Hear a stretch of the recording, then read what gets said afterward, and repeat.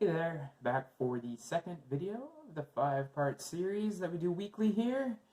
And this time, I'd like to talk about a sufficient level of examination. When do we draw the line between over-examination and under-examination? Well, I read a book by Daniel Kahneman, and it was called Thinking Fast and Slow. In that book, he talks about the two minds. We have the fast mind and the slow mind. The fast mind is the one that if we say, what is 2 plus 2? Boom, 4. But if we say, what is 754 plus 849? Our slow mind can break that down and solve it incrementally.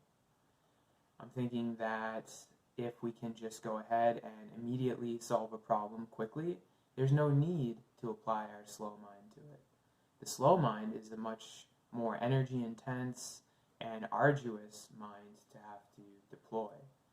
So it makes sense to me that not only is our mind a tool, but there are different parts of it that are better tools for solving certain problems than others.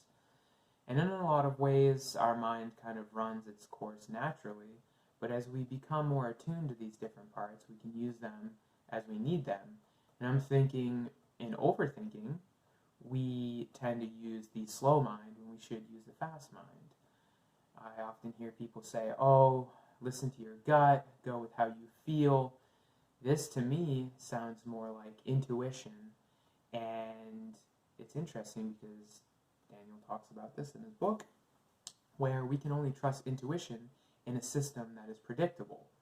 So if we think our lives are pretty predictable, we should be able to use intuition and not really have to overthink it. But I'm thinking that life is not really predictable, so using our slower mind is probably wise, especially for life's bigger decisions. So I think most of the time we need to do some examining, but not let that tool get out of control.